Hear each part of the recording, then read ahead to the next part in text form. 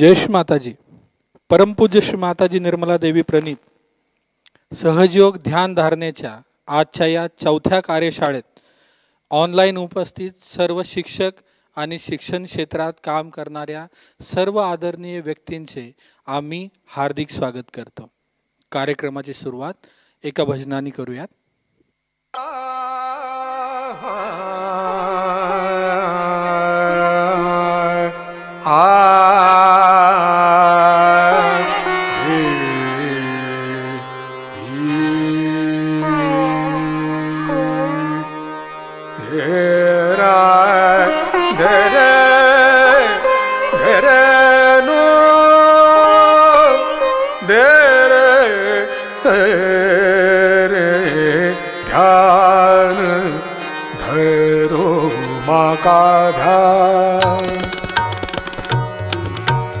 ध्यान धरो माँ का ध्यान धरो, निर्मल ध्यान धरो माँ का ध्यान धरो, ध्यान धरो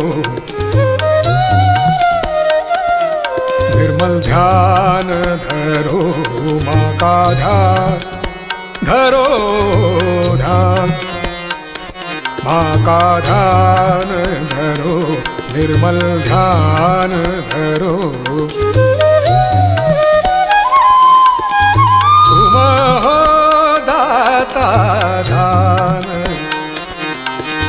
तुम हो दाता ध्यान, तुम हो दाता दाता दाता ध्यान।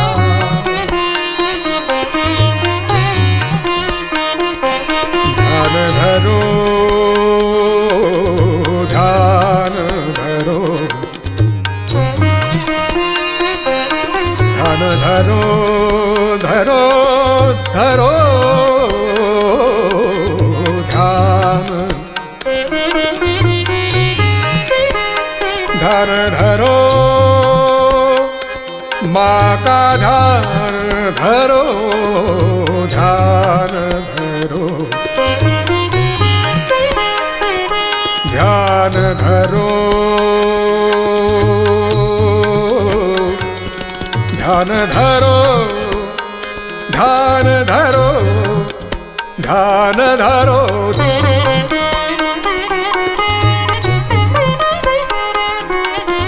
ध्यान धरो, ध्यान धरो धो धो, ध्यान धरो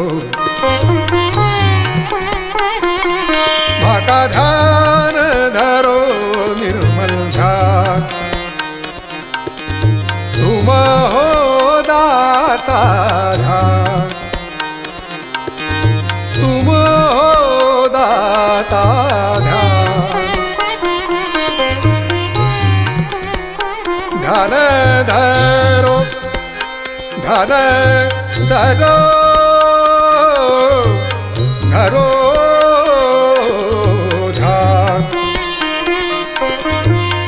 माँ का ध्यान धरो। तुम सबकी तुम माता, हम सबकी तुम माता, माता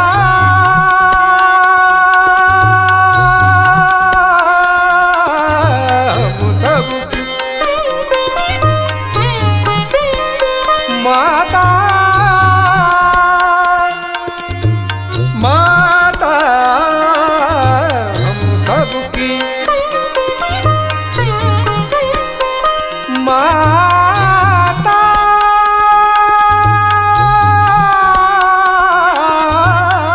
सबकी माता,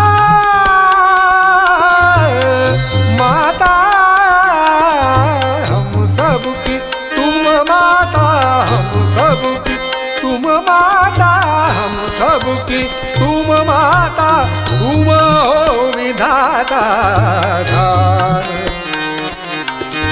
तुम हो विधाता ध्यान धरो माँ का ध्यान धरो।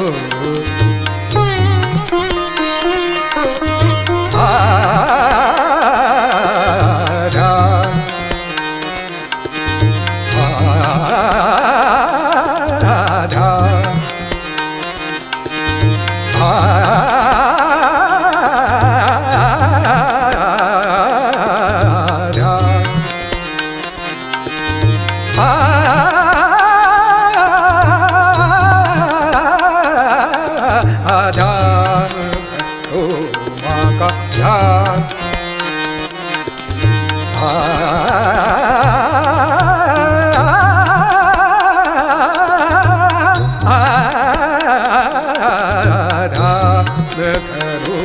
माँ का ध्यान धरो माँ का ध्यान. जयेश माताजी. आपल्या सर्वांचं पुन्हा एकदा आजच्या या चौथ्या कार्यशाळेत आम्ही हार्दिक स्वागत करतो. आजची कार्यशाळा ही 2 सत्रात आपण पाहणार आहोत. पहिलं सत्र म्हणजे सहजयोग ध्यान. या सत्रात आपण आत्तापर्यंत काय आपण माहिती घेतली त्याचा थोडासा आढावा घेऊन ध्यान करणार आहोत. आणि तदनंतर सहजयोग ज्ञानमध्ये आजच्या सत्रात मीठ पाणी म्हणजे जलतत्वाद्वारा आपली शरीर शुद्धी कशी करायची. दुसरा विषय आहे लिव्हर. त्याचं मेन फंक्शन आपल्या शरीरामध्ये काय होतं, ध्यानामध्ये लिव्हर कशी मदत करतं आणि त्याचा डाएट काय आहे तो पाहणार आहोत. तर या सत्राची सुरुवात आपण आत्तापर्यंत काय पाहिलं, काय माहिती जाणून घेतली त्याच्याबद्दल आपण थोडंसं आढावा घेऊयात. पहिलं सत्र जे की 5 सप्टेंबर शिक्षक दिनानिमित्त आपण आपल्या आतमध्ये असलेली कुंडलिनी शक्ती जागृतीचा अनुभव आपण घेतला होता.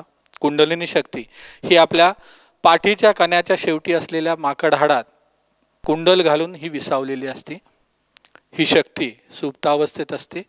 श्रीमातेंच्या परमकृपेत आपण 5 सप्टेंबरच्या दिवशी आपल्या आतील ही कुंडलिनी शक्ती जागृत करून घेऊन त्याचा अनुभव आपल्या दोन्ही हातांच्या तळव्यांवर आणि टाळूवर आपण हा घेतलेला आहात.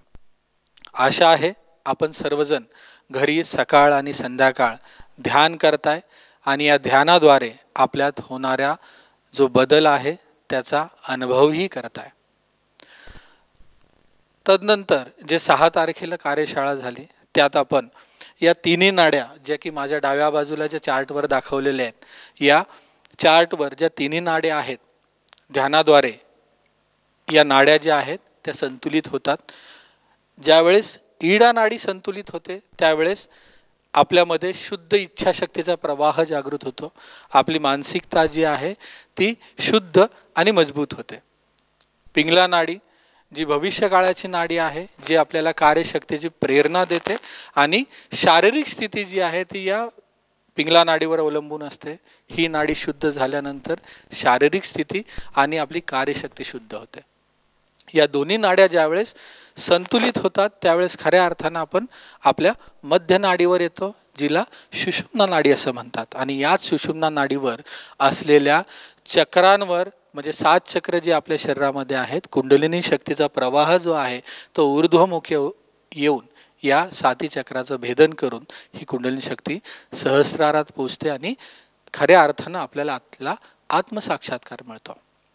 तदनंतर 12 सप्टेंबरला जी दुसरी कार्यशाळा झाली त्यात आपण मूलाधार चक्र आणि स्वादिष्ठान चक्र हे आपलं अनुक्रमे पहिलं आणि दुसऱ्या एनर्जी सेंटर्स आहे. या चक्रांबद्दल आपण जाणून घेतलं होतं. ज्यावेळेस मूलाधार चक्र जागृत होतं त्यावेळेस आपल्या आतमध्ये पावित्र्य, सुज्ञता, अबोधितता, निरागस आणि सतसत विवेक बुद्धी स्थापित होते. निरागस, पावित्र्यता हे लहान मुलांचे गुण आहेत. आपण खऱ्या अर्थाने निरागस बनतो.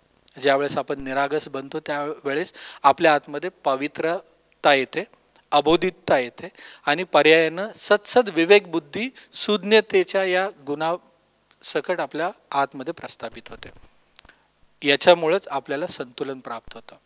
स्वादिष्ठान चक्र जे दुसरं ऊर्जा केंद्र आहे, या चक्राची ऊर्जा जागृत झाल्यानंतर आपल्या आतमध्ये क्रियाशक्ती प्रवाहित होते, सृजनशील बनतो, आपण कलात्मक बनतो आणि खऱ्या अर्थानं शुद्ध विद्या आपल्या आतमध्ये प्रस्थापित होते. त्यानंतर 13 तारखेला आपण पाहिलं नाभी चक्र आणि नाभीच्या भोवती जे भवसागर आहे या चक्रांची ऊर्जा, हे चक्र जागृत झाल्यामुळे आपल्या आतमध्ये येते. नाभी चक्र ज्यावेळेस जागृत होतं त्यावेळेस आपण संयमी बनतो, धैर्यवान बनतो, आंतरिक शांती आपल्या आतमध्ये प्रस्थापित होते. आंतरिक शक्ती जागृत झाल्यानंतर आंतरिक शांती प्रस्थापित झाल्यानंतर आपण खऱ्या अर्थानं कुठल्याही क्षेत्रात किंवा कुठल्याही विपरीत परिस्थितीत आपल्या आतमध्ये आपण समाधानी होतो. समाधान म्हणजे काय? जसं पोटभर जेवण केल्यानंतर पुन्हा एक घासही आपल्या आतमध्ये जाऊ शकत नाही. का? तर आपण संतृप्त झालेलो आहे. मग कुठलीही परिस्थिती असो, जर आपण समाधानी असू, आनंदी असू, तर जे आपण जॉब सॅटिस्फॅक्शन म्हणतो, म्हणजे शिक्षण क्षेत्रात किंवा इतर क्षेत्रात कार्य करताना काम केल्यानंतर मिळणारा जो आनंद आहे तो फार महत्त्वाचा आहे. जर काम करून आनंद मिळत नसेल तर त्या कार्यात आपलं मजा येत नाही. तर ज्या वेळेस हे नाभीचक्र जागृत होतं त्यावेळेस आपण जे काही काम करतो ते काम अतिशय आनंददायी होतं. आणि ज्यावेळेस नाभीचक्राच्या भोवती जो गोल दिसतो इथं, ते म्हणजे भवसागर चक्र. आणि याच भवसागर ज्यावेळेस जागृत होतं त्यावेळेस खऱ्या अर्थानं आपण स्वयंचे गुरु बनतो. भवसागर हा गुरुतत्वाचं प्रतीक आहे. गुरुतत्व जागृत होतं भवसागर ज्यावेळेस कुंडलिनी शक्ती हे भवसागर पार करते त्यावेळेस, आणि खऱ्या अर्थानं आपल्या आतमध्ये एक महानता स्थापित होते. आपण निर्णय घेण्याची क्षमता ही वाढते. कुठल्याही परिस्थितीत आपण चांगले निर्णय घेतो आणि ते कुणाच्याही प्रभावाखाली न येता हे निर्णय आपण घेतो. हे आतापर्यंत जे 4 चक्र सांगितले, 4 चक्राचे गुण हे एक आदर्श व्यक्तिमत्व घडवण्यासाठी फार महत्त्वाचे आहेत. आता आपण ध्यान करणार आहोत. ध्यान करण्यासाठी जसं आपण पाठीमागच्या सत्रात सांगितलं की ध्यान करण्या अगोदर आपल्याला कुंडलिनी शक्ती आपल्या सहस्त्रार चक्रावर स्थापित करायची, ज्याला आपण कुंडलिनी शक्ती चढवणे असं म्हणतो. आणि त्याच्यानंतर बंधनं घ्यायचेत. बंधनं म्हणजे हे देवी कवच असतं. तर सुरुवात आपण करणार आहोत. आपणही माझ्याबरोबर कुंडलिनी चढून बंधने घेऊ शकता.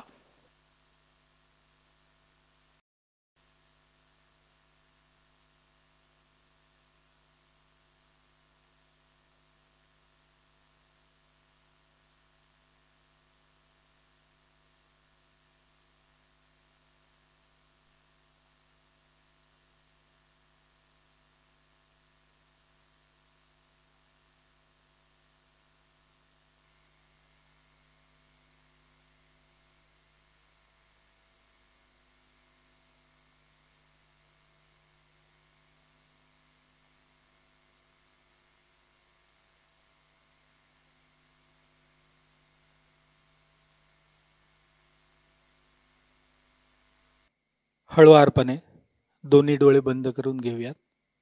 दोन्ही हात मांडीवर राहतील.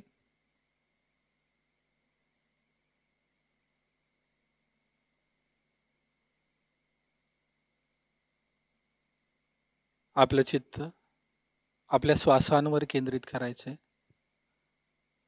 श्वास घ्यायचा आहे, थोडा वेळ थांबायचा आहे आणि हळूहळू सोडायचा आहे.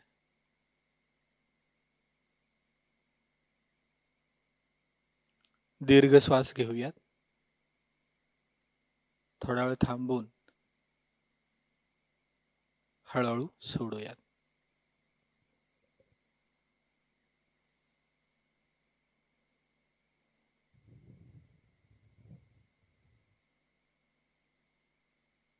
आपला उजवा हात जमिनीवर पालथा ठेवूयात.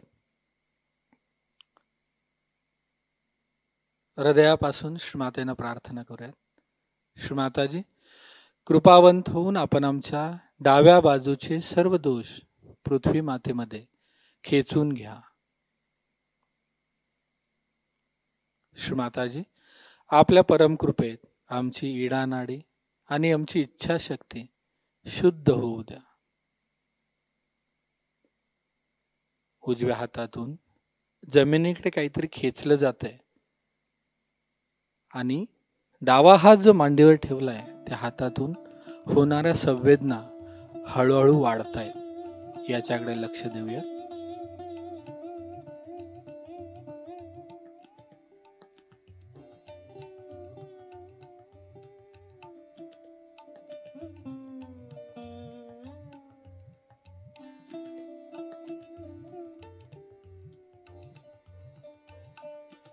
उजवा हात मांडीवर ठेवायचा आहे, डावा हात आकाशाकडे.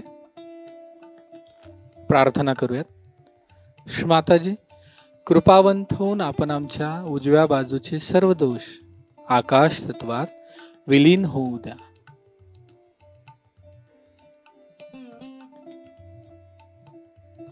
आपल्या परमकृपेत आमची पिंगला नाडी आणि आमची कार्यशक्ती शुद्ध होऊ द्या.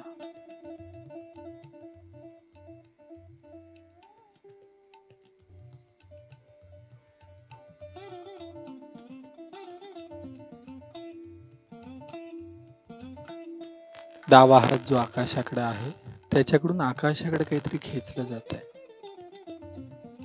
आणि उजवा हात जो मांडीवर ठेवलेला आहे त्याच्यावर होणारी अनुभूती ही वाढते.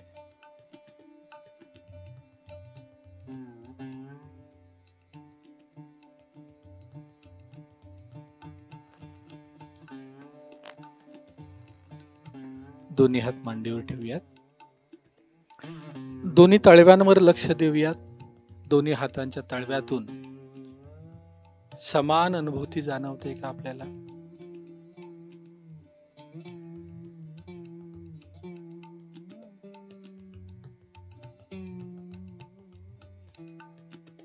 हळुवार आपला उजवा हात आपल्या डाव्या हृदयावर ठेवूयात. इथे प्रार्थना करायची. श्री माताजी, आपल्या परम कृपेत आम्ही शुद्ध आत्मा आहोत. श्री माताजी, आपल्या परम कृपेत आम्ही शुद्ध आत्मा आहोत. श्री माताजी, आपल्या परम कृपेत आम्ही शुद्ध आत्मा आहोत.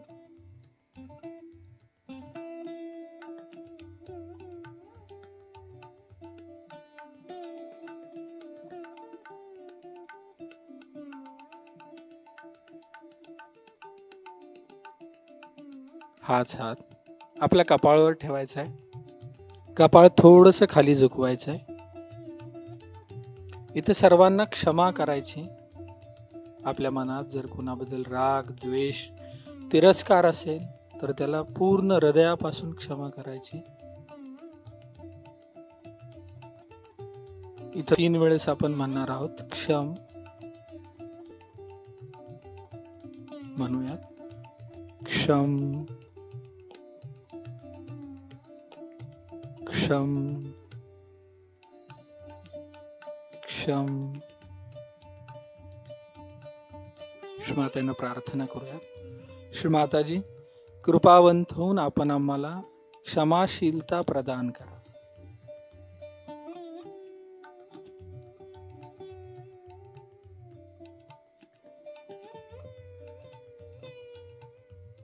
हाच हात आपल्या टाळूवर ठेवायचा आहे. दाबून गोलाकार 7 वेळेला फिरवायचा आहे. फिरवत असताना प्रार्थना करूयात. श्री माताजी, कृपावंत होऊन आपण आम्हाला आत्मसाक्षात्कारी व्यक्ती बनवा. आमचा आत्मसाक्षात्कार दृढ होऊ द्या.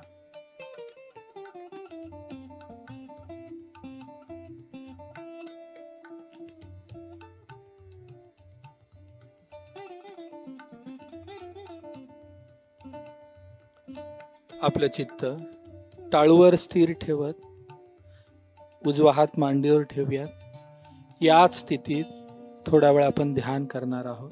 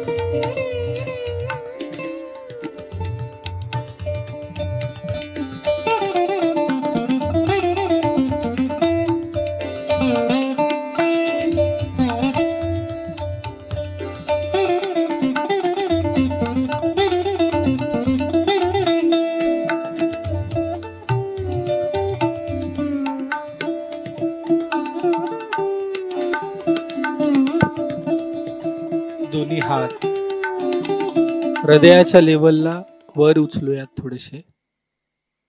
आपलं चित्त पूर्णपणे दोन्ही हातांच्या तळव्यावर आणि बोटांवर होणाऱ्या अनुभूतीकडे देऊयात.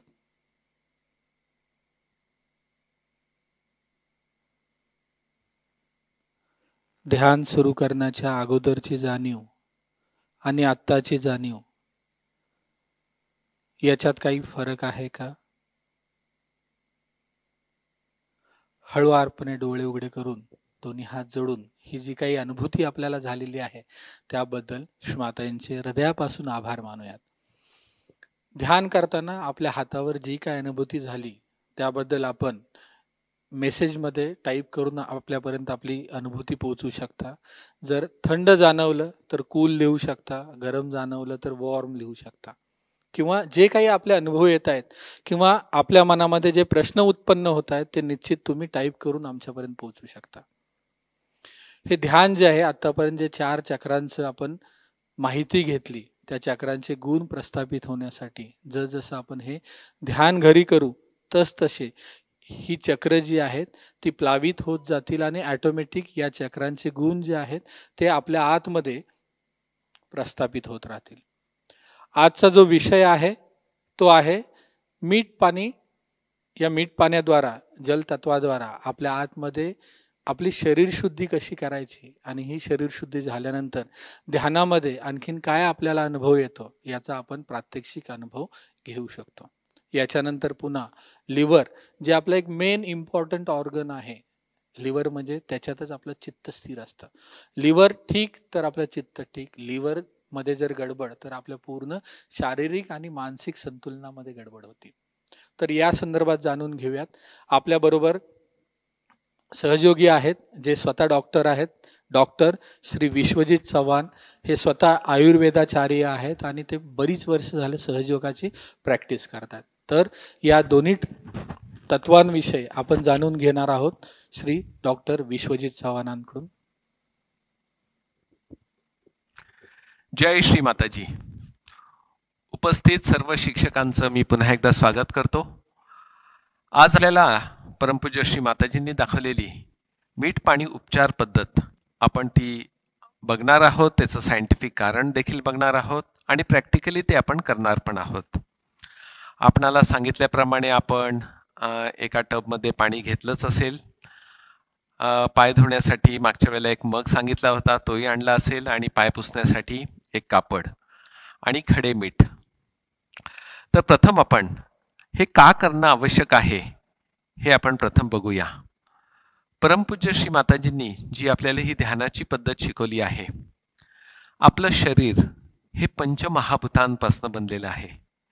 नुसतं आपलं शरीरच नाही तर अख्खी सृष्टी देखील, ज्याच्यामध्ये पृथ्वी, आप म्हणजे जल, तेज, वायू आणि आकाश, ह्या पंचतत्वांपासनं, ह्या पंचतत्वांमध्ये शुद्ध करण्याची क्षमता आहे. एक साधं उदाहरण बघा.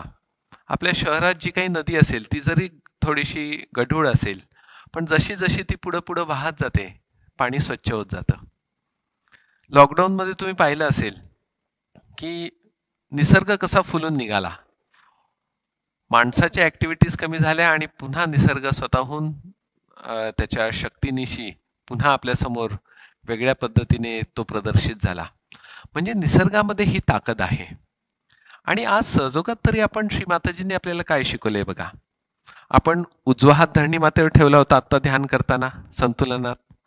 म्हणजे धरणी मातेमध्ये क्षमता आहे की तुमच्यामधलं जडत्व खेचून घेणं. डावा हात आपण आकाशाकडे केला. आपल्या उजव्या बाजूचा रजोगुण जो आपल्याला अस्थिर करतो तो आकाश तत्व चांगल्या पद्धतीने खेचून घेतो, आणि रजोगुणापासून निर्माण होणारा अहंकार पण झाले. आज आपण जलतत्व, पृथ्वी आणि आकाश वापरलं, आता जलतत्वाचा वापर करणार आहोत. सहजयोगामध्ये ह्या सर्व नैसर्गिक जे पंचमहाभूतांचं तत्व कसं कार्य करतं हे आपण आता परमपूज्य श्री माताजींच्या या 2 मिनिटाच्या हिंदीमधनं ही जी व्हिडिओ क्लिप आहे त्यामधनं आपण आत्मसात करूया. तर पूर्ण जीवाचा कान करून आपण हे ऐकून घ्यावं, आत्मसात करावं. करने से बार अपने जूते उतार लीजिए और ज़मीन पर पैर रखिए। ये पृथ्वी माता, ये भी तो एक तत्व है। पृथ्वी एक महान तत्व है और उस महान तत्व पे आप जब पैर रख देते हैं तो उसकी भी जो सूक्ष्म शक्ति है वो जागृत हो जाती है और वो आपके पाँव से खींच लेती है आपके अंदर जो कुछ भी जड़ता है। फिर कभी कभी आपसे कहा जाता है कि आप अगर राइट हैंड आप हमारी तरफ करें और लेफ्ट हैंड ऊपर की तरफ करें। इसकी वजह यह है कि राइट हैंड जो है इसमें आपके जो प्रश्न हैं वो सारे आपके अहंकार से आते हैं और अहंकार को सबसे अच्छा खींचता कौन है? तो ये आकाश। इसलिए आकाश की ओर आप नज़र करते हैं और एक हाथ इस तरह से करने से इस हाथ से वो चीज़ निकल जाती है। सहयोग बहुत ही साइंटिफिक है पर मूलभूत होने की वजह से, फंडामेंटल होने की वजह से अत्यंत सहज और सरल है। फिर कहा जाता है कि आपके अंदर कोई मानसिक व्यथा हो या मन से कोई व्यथित हो या कोई इस तरह की चीज़ हो जिससे कि हम कह सकते हैं कि ये मनुष्य उद्विग्न है या डिप्रेस्ड रहता है या इसके अंदर एक तरह की निराशा से छाई हुई। ऐसे लोगों से कहा जाता है कि आप लेफ्ट हैंड दीप की तरफ रखें। अब जो दीप है ये नेगेटिविटी को भगाता है। दीप रखते ही साथ वो दीप एनलाइटन हो गया, उसमें उसका जो सूक्ष्म प्रकाश है वो अंदर बहना शुरू हो गया। उस प्रकाश के डर से जो नेगेटिविटी थी वो आपके अंदर इस तरह से आई और आ करके आपने यहाँ जमीन पर रखा तो उसने खींच ली। तीसरी बात कही जाती है कि आप दोनों हाथ फोटो की तरफ रखें और दीप जलाएं और दोनों पैर पानी में रखें। उस दीप के कारण आपके अंदर जो दोनों ही तरह की नेगेटिविटी है वो पानी खींच लेता है। इस पानी में थोड़ा सा नमक डाल देने से ये भी सूक्ष्म रूप से बड़ा भारी सागर बन जाता है। इसका बहुत ही सायंटिफिक कारण है। आता आपण जी मीठपाणी करणार आहोत, ज्यामध्ये आपण मिठाच्या पाण्यामध्ये 2 पाय बुडवणार आहोत, तर त्याचं एक सायंटिफिक कारण आपण इथे बघणार आहोत। आपल्याला माहिती आहे रसायनशास्त्रामध्ये आपल्याला एक प्रयोग होता ज्याच्यामध्ये आपण एका काचेच्या बीकरमध्ये म्हणजे भांड्यामध्ये मीठ आणि पाणी एकत्र करत होतो। मिठालाच आपण सोडियम क्लोराईड असं म्हणतो आणि मग 2 इलेक्ट्रोड आपण बुडवायचो त्याच्यामध्ये।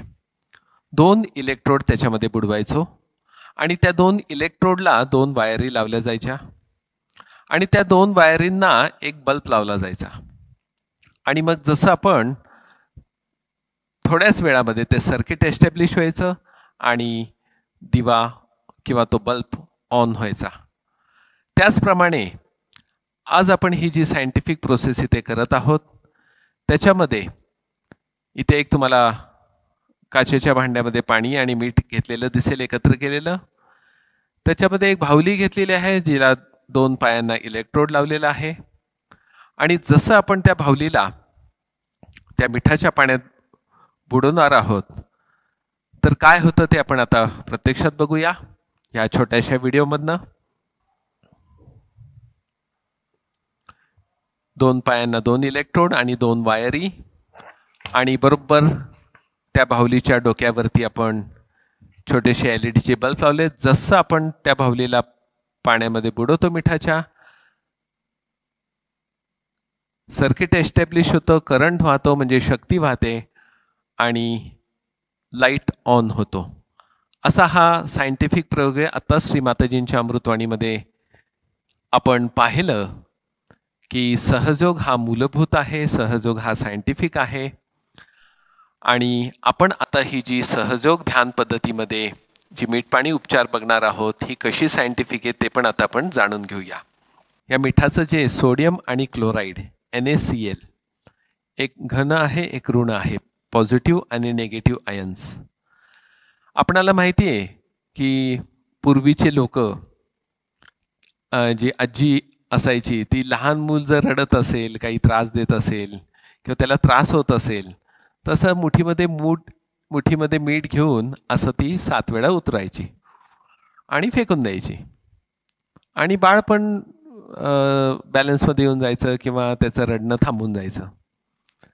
वास्तविक हे असं ऐकलं तर आपल्याला वाटेल हे काय आहे, पण सायंटिफिकली जर तुम्ही पाहिलं की आता पण जसं ध्यान सुरू केलेलं आहे श्री माताजींनी शिकवलेलं, आपल्या भोवती एक शक्तीचं वलय तयार होतं आणि हे जे वेगवेगळ्या एरियाला जे वेगवेगळे चक्र आहेत त्या चक्रांपासनं जे वलय आपल्या भोवती आहे शक्तीचं, तिथे जर कुठं असंतुलन असेल तर आपल्याला त्रास होतो. आणि मिठामध्ये असा गुणधर्म आहे खेचून घेण्याचा, आणि जसं ते मीठ जवळ आणलं जायचं आणि असं वर खाली केलं जायचं त्या नाड्यांवरनं, तसं ते निगेटिव्ह शक्ती ओढून घ्यायचं आणि बाळाला बरं वाटायचं किंवा त्याच्यामधलं सर्किट परत बॅलन्समध्ये येत असेल शक्तीचं आणि त्याला बरं वाटायचं. दुसरं महत्त्वाचं आपण पाहिलं असेल, इलेक्ट्रिशियन हा खड्डा खांदल्यानंतर त्यामध्ये खडे मीठ टाकतो. का बरं? अर्थिंगसाठी. म्हणजे नको असलेली शक्ती, निगेटिव्ह एनर्जी ही अर्थ झाली पाहिजे, निघून गेली पाहिजे. ती जर माझ्यात शिल्लक राहिली तर मग काय होतं, किंवा जर अर्थिंगच केलं नाही तर शॉर्ट सर्किट होऊ शकतो. शॉर्ट सर्किट म्हणजेच आम्ही त्याला आजार म्हणतो. मग रोजच्या रोज श्री माताजी म्हणतात की तुमचं देखील ध्यान साधना सुरू केल्यानंतर अर्थिंग झालं पाहिजे.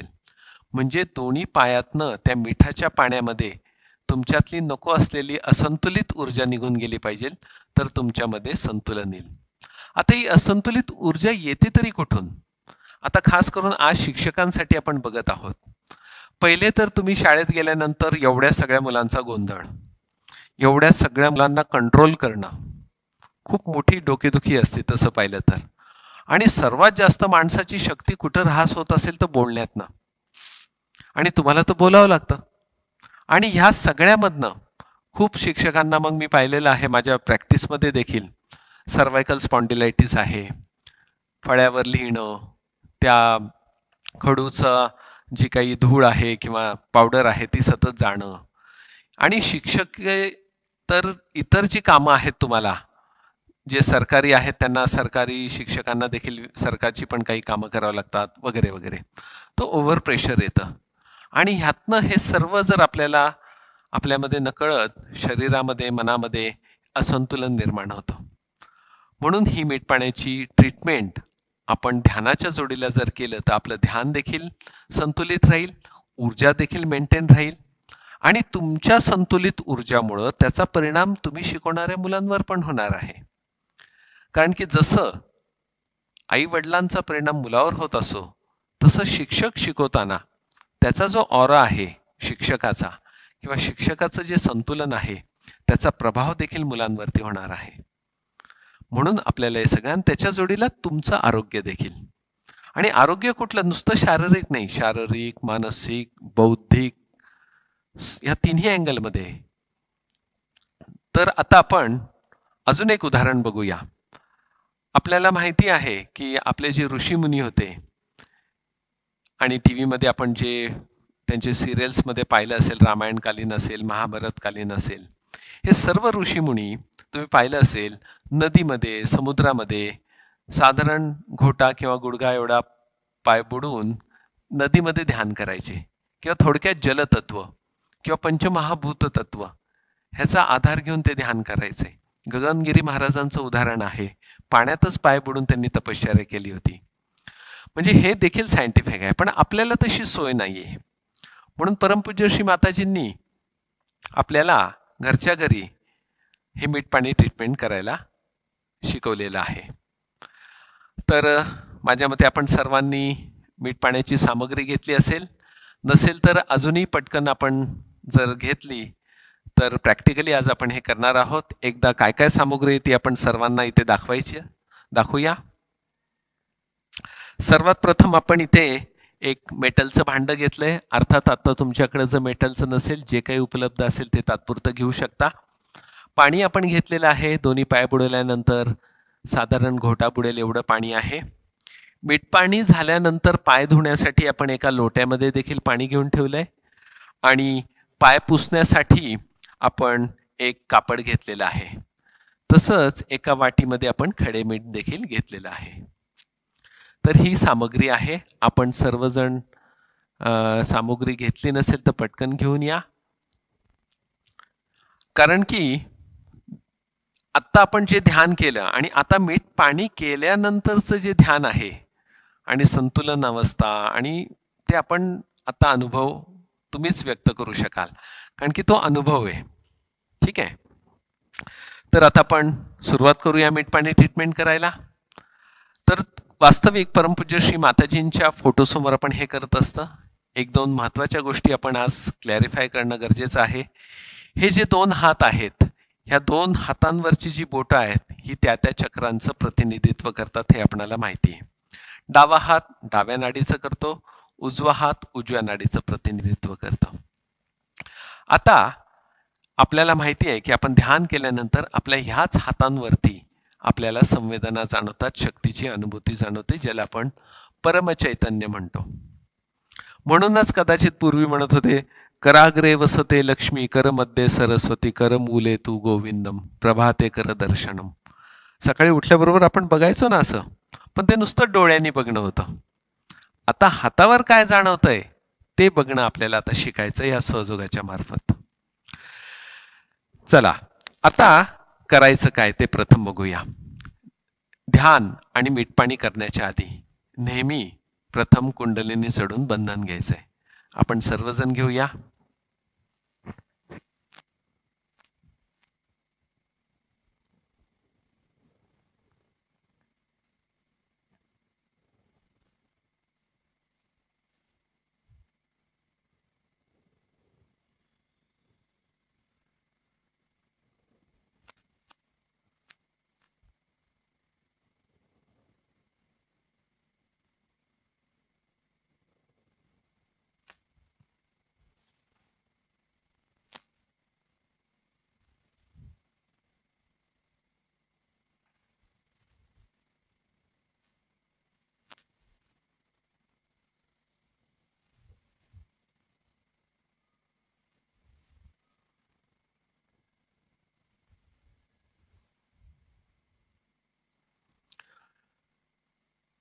प्रथम आपण ही शक्ती वर चढवली आणि त्यानंतर बंधन घेतलं, म्हणजे ही दोन्ही शक्ती आपल्या भोवती ते वलय प्रस्थापित केलं या हातांच्या साह्याने. जे चैतन्य काग्रे वसते लक्ष्मी जे आपल्या हातावर जाणवतं त्याची मदत घेतली.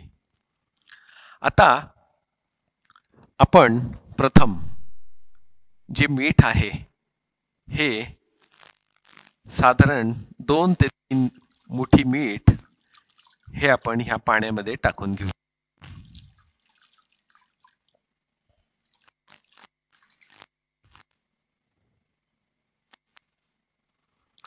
आता हे जर आपण आधीच टाकून ठेवलं तर मीठ विरघळून जातं साधारण 5 मिनिटं आधी, किंवा आपण ऐन वेळेला जरी टाकलं तरी काही अडचण नाही. पाय बुडेपर्यंत 1-2 मिनिटं लागतातच आणि त्यात ते विरघळतच. आता महत्वाचं, डावा हात असा उघडा ठेवायचा आहे आणि उजव्या हाताने पाण्यात हात न बुडवता आपण 7 वेळा घड्याळाच्या काटेच्या दिशेप्रमाणे गोल फिरवायचं आहे. म्हणजे त्याला आपण बंधन म्हणतो. म्हणजे जे आपल्या हातातलं जे परमचैतन्य ते त्या पाण्यामध्ये आपण देत असतो आणि त्याच्यामधलं जे पंचमहाभूत तत्व आहे ते जागृत होतं.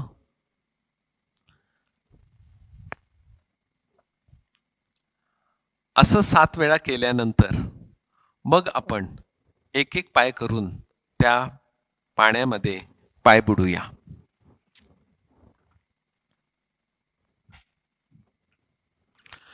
तुम्हाला दिसण्यासाठी मी हे असं दाखवतोय.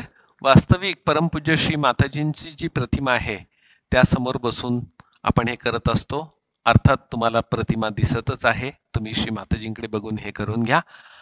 आता ह्यामध्ये काय काय करायचं, आता मी जरी तुम्हाला वर्णन करत असेल ते आज तुम्हाला शिकण्यासाठी, पण नंतर मात्र तुम्ही पूर्ण निर्विचार होऊन ह्या प्रक्रिया करत चला. सर्वात प्रथम ही ट्रीटमेंट आपण डोळे उघडे ठेवून करत असतो. यामध्ये पुन्हा आपण संतुलन करू शकता. प्रथम उजवा हात धरणी मातेकडं, डावा हात श्री माताजींकडे किंवा असा मांडीवर उघडा आणि परत तुम्ही म्हणू शकता, परमपूज्य श्री माताजी कृपा करून आमच्या डाव्या बाजूकडील तमोगुणाचे सर्व दोष धरणी मातेमध्ये व ह्या मीठ पाण्यामध्ये खेचले जाऊ देत.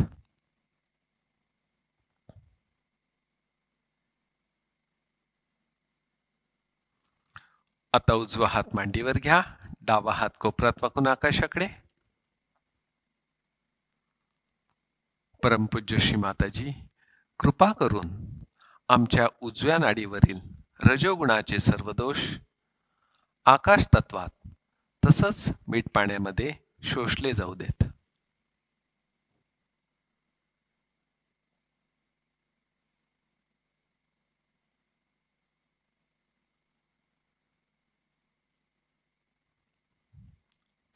डावा हात खाली घ्या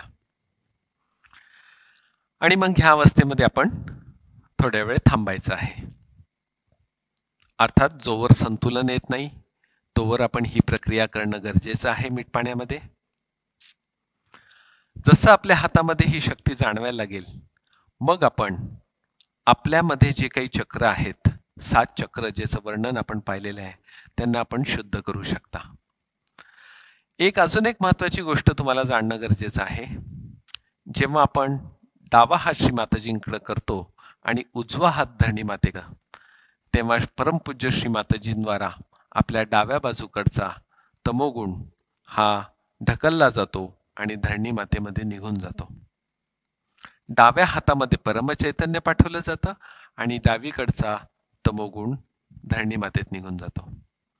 आणि जेव्हा उजवा करतो आपण शिवमातेकडे आणि डावा आकाशाकडे, तेव्हा उजव्या हातात चैतन्य येतं आणि उजवीकडचा रजोगुण ढकलला जातो आणि तो आकाश तत्वामध्ये खेचला जातो. दुसरं अजून एक महत्वाचं आहे, डावा हातातनं घ्यायचं असतं, उजव्या हातातनं द्यायचं असतं. म्हणजे एक डाव्या हाताला म्हणायचं असतं रिसिव्हर, उजव्या हाताला म्हणायचं असतं डोनर म्हणजे देणारा. तर आता ह्याच्यामध्ये आपण एक सोपी प्रक्रिया करूया. आपल्या उजव्या हाताने आपली जी मध्य नाडी आहे आणि त्या मध्य नाडीवर जे 7 चक्र आहेत त्यांना आपण आता शुद्ध करूया. डावा हात उघडाच ठेवायचा आहे. ह्या सर्व क्रिया उजव्या हाताने करायचं आहे. उजव्या हाताचं बोट आपल्या स्वतःकडे डायव्हर्ट करायचं, पहिले मूलाधार चक्र, आणि घड्याळाच्या काट्याच्या दिशेप्रमाणे गोल फिरवायला सुरुवात करायचं आहे. अर्थात निर्विचार राहून ही कृती करायची आणि आपलं जे मूलाधार चक्र आहे तिथे जर आपल्याला लक्ष देता आलं, सवय झाली असेल तर आपण देऊ शकता, नाही तर फक्त ही अशी कृती करायची. हातावरच्या परमचैतन्याकडे लक्ष द्यायचंय.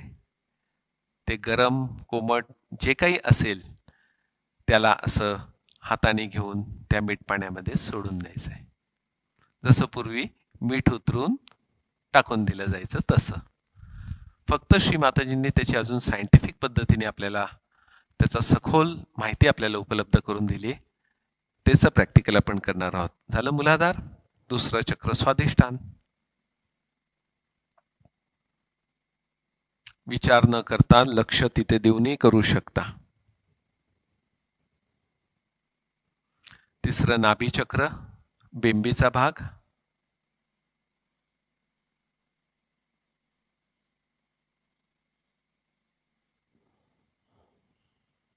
आपण असा हात ठेवून पण चेक करू शकता. गार एका गरम एका कोमट आहे. गरम आणि कोमट असणं म्हणजे त्या चक्रामध्ये असंतुलन आहे जे आपल्याला शुद्ध करणं गरजेचं आहे. भवसागरासाठी आपल्याला थोडासा गोल मोठा केला पाहिजे. जे गुरुतत्व आहे, गुरु ब्रह्मा गुरु विष्णू गुरुदेवो महेश्वरा गुरु साक्षात परब्रह्म तस्मै श्री गुरुवे नमः. आणि आपण तर सर्वजण शिक्षक आहात, मुलांना गाईड करतात, त्यांच्या दृष्टीने तुम्ही गुरु आहात. त्यामुळे हे तत्व तुमचं जागृत असणं गरजेचं आहे.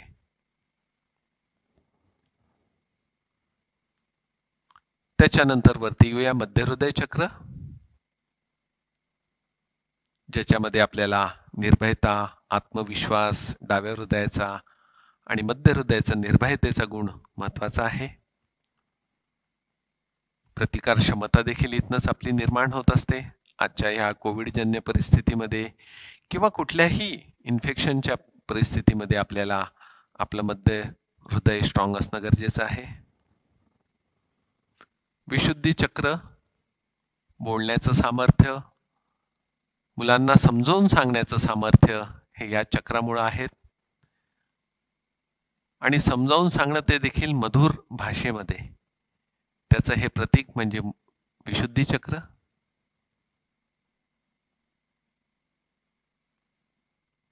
थायरॉइड सारखी समस्या देखील आज जी भेडसावत आहे ते ह्या चक्रामुळे आहे. त्यानंतर येऊया आज्ञाचक्र. हे देखील चक्र महत्वाचं आहे. निर्विचारता आली तर शांती आली, नाहीतर सतत डोक्यामध्ये विचार चालू राहतील. मग ते तुम्ही जागे काय, शाळेत शिकवताय काय आणि झोपलेले असताना काय, शांती मिळत नाही. बरोबर आहे. समोरची बाजू सगळं आपण क्लॉकवाईज करतोय, मागच्या बाजूला आपण उलट करू शकतात डोक्याचे माग, त्याला अँटी क्लॉकवाईज म्हणतो आपण. आणि शेवटचं सहस्रार चक्र, तिथे देखील क्लॉकवाईज नेहमीसारखं फिरवायचंय आणि सोडून द्यायचंय. मगाशी जे आपण भावलीचा व्हिडिओ पाहिला, ज्यामध्ये दोन्ही पाय म्हणजेच 2 इलेक्ट्रोड आपण सोडियम क्लोराईड म्हणजे मिठाच्या पाण्यात बुडवलेत, 2 वायरी म्हणजे काही नसून इडा नाडी आणि पिंगला नाडी, ज्या नसा आहेत आपल्या त्या. आणि मग करंट एस्टॅब्लिश होतो, सर्किट एस्टॅब्लिश होतो, करंट व्हायला लागतो म्हणजे शक्ती वाहते आणि बल्ब लागतो म्हणजे सहस्रार चक्र उघडतं. बरोबर आहे. म्हणून म्हटले देवाची द्वारी उभा क्षण बरी. आपण इथं ठेवून बघतोय, सगळ्यांना वाटतं की देवाचं द्वार कुठे आहे, म्हणजे एखाद्या मंदिराच्या दारात उभं राहायचंय का काय. तर जिथनं ही शक्ती आत प्रवेश करते ते द्वार त्या परमेश्वरी शक्तीचं द्वार, म्हणून देवाचं द्वार आहे. म्हणून लहान मुलगा जन्मला आल्यानंतर हा टाळू उघडा असतो. आणि मग आता आपण हे सगळं केल्यानंतर टाळूवर तुम्ही जरा लक्ष ठेवा. बघा बरं, उजवा 2 इंच वर ठेवून.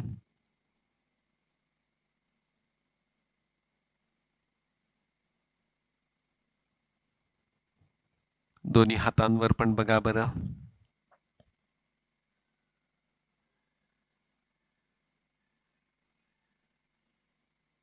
आता ह्या अवस्थेत परमपूज्य श्री माताजींकडे बघत आपण 2 मिनिटं ध्यान करूया.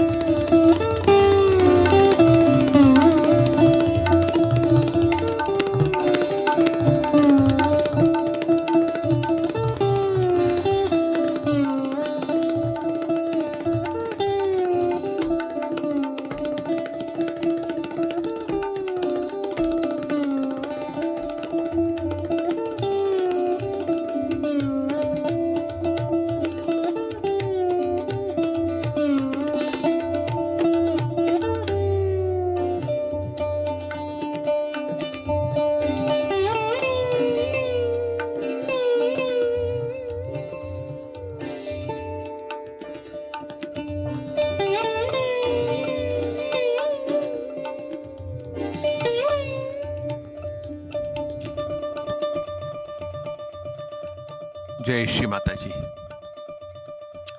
साधारण 8 ते 10 मिनिटाची ही मीठ पाण्याची ट्रीटमेंट झाल्यानंतर आता आपल्याला यातनं बाहेर निघायचंय. त्यासाठी आता आपण प्रथम नमस्कार करूया परमपूज्य श्री माताजींना. त्यानंतर बाजूला मगमध्ये किंवा जे काही पाय धुण्यासाठी पाणी ठेवलंय ते आपण घेणार आहोत आणि असा थोडासा पाय एक वर उचलून पाय धुवून घेणार आहोत आणि शेजारी ठेवलेल्या कापडावरती तो पाय ठेवायचा आहे. मग दुसरा पाय,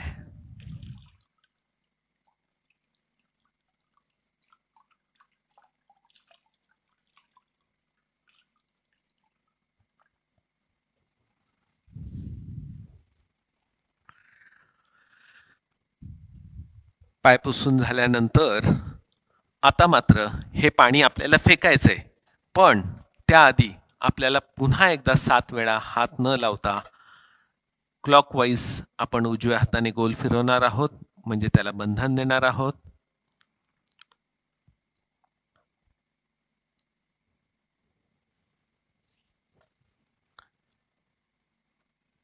आणि मग आपण पुन्हा एकदा मीठ पाणी झाल्यानंतर कुंडलिनी चढून बंधन घेणार आहोत.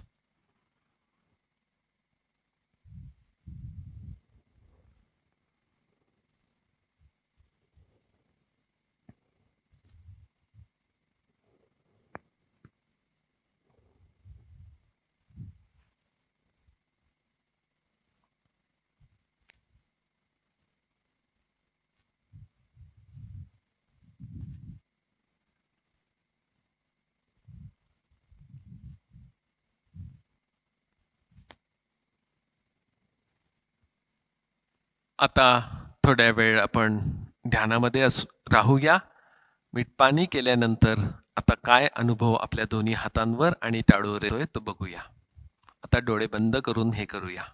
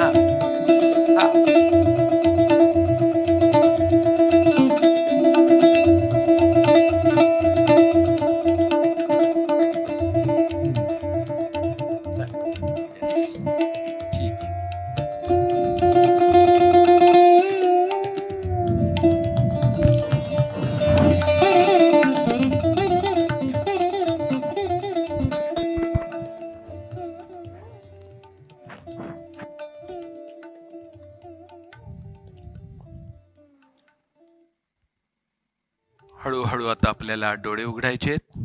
परमपूज्य श्री माताजींना वंदन करायचंय.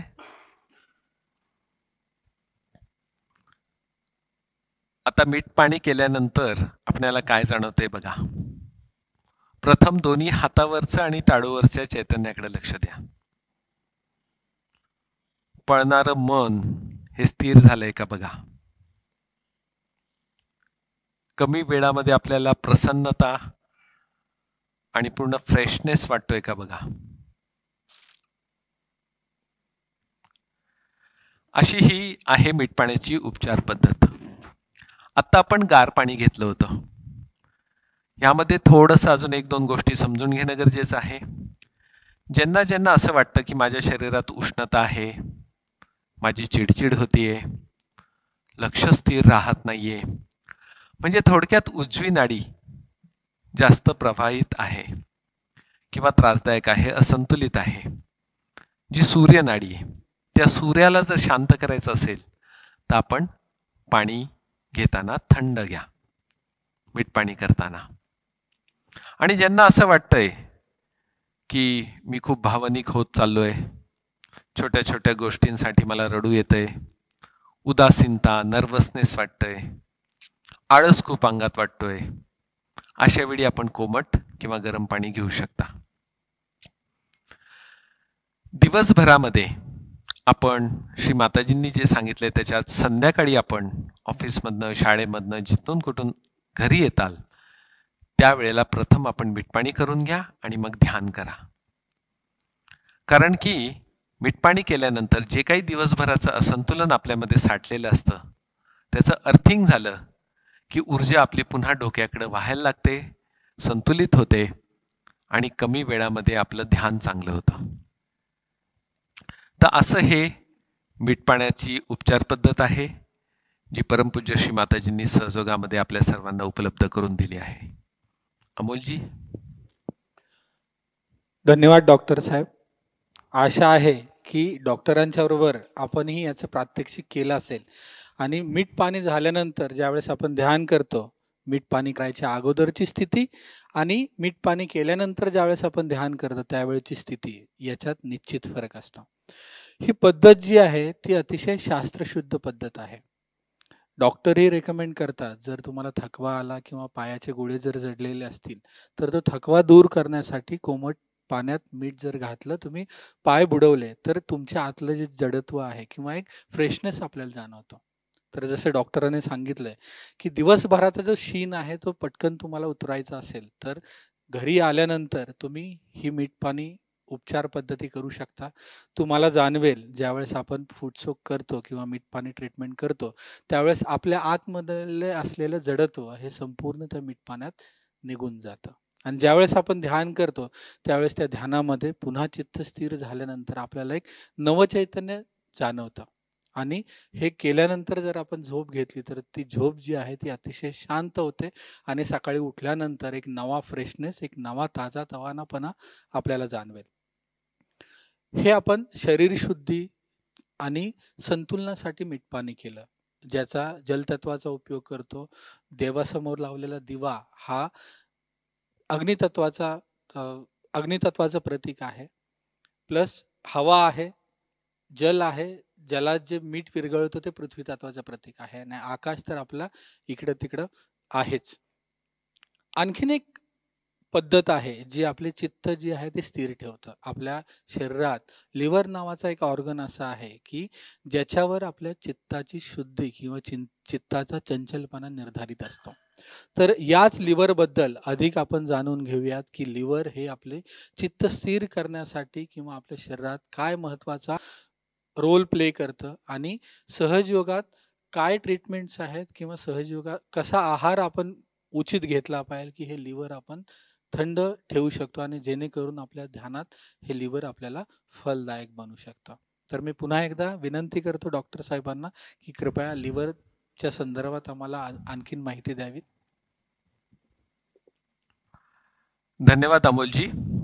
अमोलजींनी आताच सांगितलं आपल्याला की मीठ पाण्यामध्ये तर संतुलन प्राप्त होतच होतं, पण हे जे धावणारं मन आहे, चित्त आहे, ह्याला स्थिर करण्यासाठी अजून काही एक्स्ट्रा प्रयत्न आपल्याला करणं गरजेचं आहे, जे श्री माताजींनी आपल्या सर्वांसाठी ऑलरेडी सांगून ठेवलेले आहेत.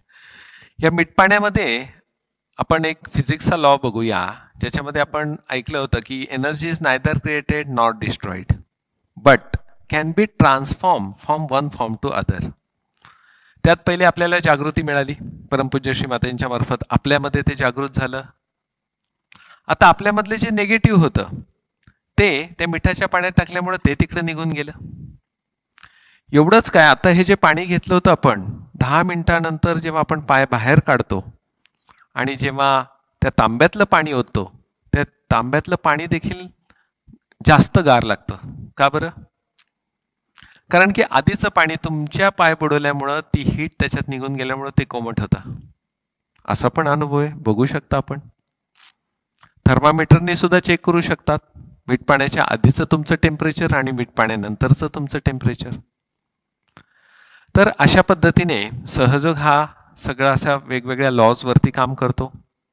आणि पूर्वीची जी पद्धत होती त्यालाच तर गुरु शिष्य परंपरा म्हणत होते, की एक गुरु मार्फत शिष्याकडे दिलं जायचं.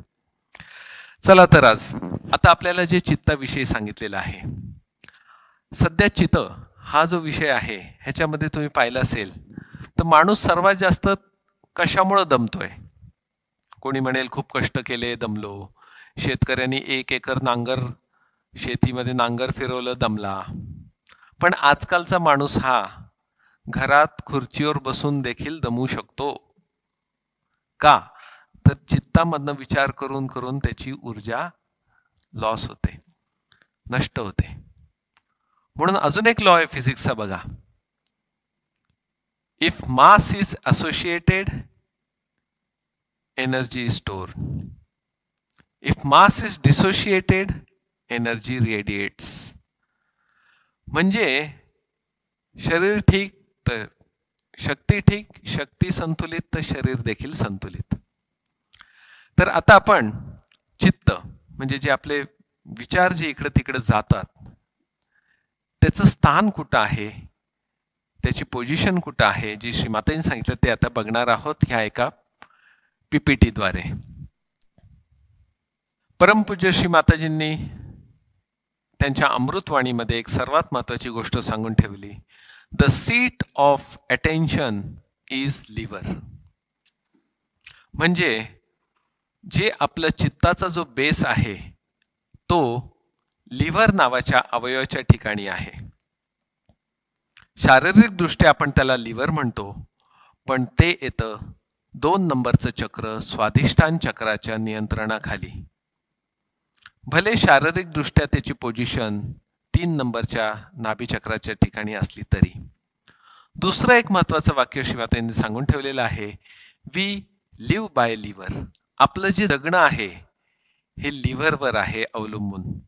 लिव्हर ह्या शब्दाची आपण जर स्पेलिंग पाहिलं तर LIVER, आर जर बाजूला काढला तर काय तयार होतो? लिव्ह म्हणजे जीवन, जगणं.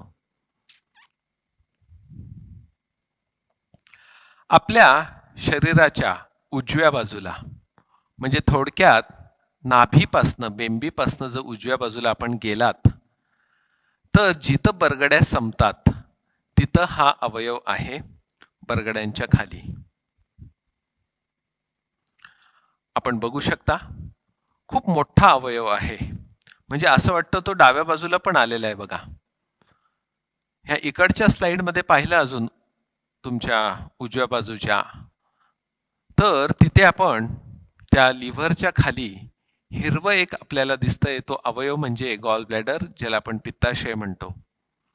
म्हणजे जे काही पित्त तयार होतं ते तिथं साठवलं जातं, जे शुद्ध पित्त आहे आणि जे पचनासाठी वापरलं जातं. परमपूज्य श्री माताजींनी एक महत्वाची गोष्ट सांगितलेली आहे की आपल्या शरीरामध्ये जे काही आपण खातो आणि जे काही आपलं चित्त इकडे तिकडे गेल्यामुळं जे काही असंतुलन निर्माण होतो, त्याची उष्णता आणि खाण्यातनं निर्माण होणारे टॉक्सिन्स हे सर्व लिव्हर मध्ये जमा होतात आणि त्याच्या मार्फत पूर्ण शरीरामध्ये रक्तामार्फत ते फिरतात आणि त्याच्यामुळे अनेक व्याधी होत असतात. लिव्हरचं जे महत्वाचं काम आहे ते म्हणजे सर्वात महत्वाचं म्हणजे शरीरातले दोष, असंतुलन म्हणजेच टॉक्सिन्स हे शरीराबाहेर काढून टाकणं, रक्त शुद्धी करणं, शरीर शुद्धी करणं.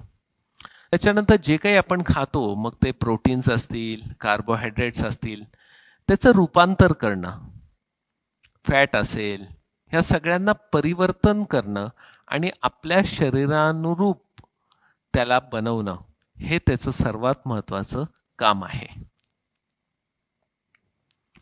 आणि जेव्हा हे असंतुलित व्हायला लागतं तेव्हा त्याचा डायरेक्ट परिणाम आपल्या चित्तावरती होतो.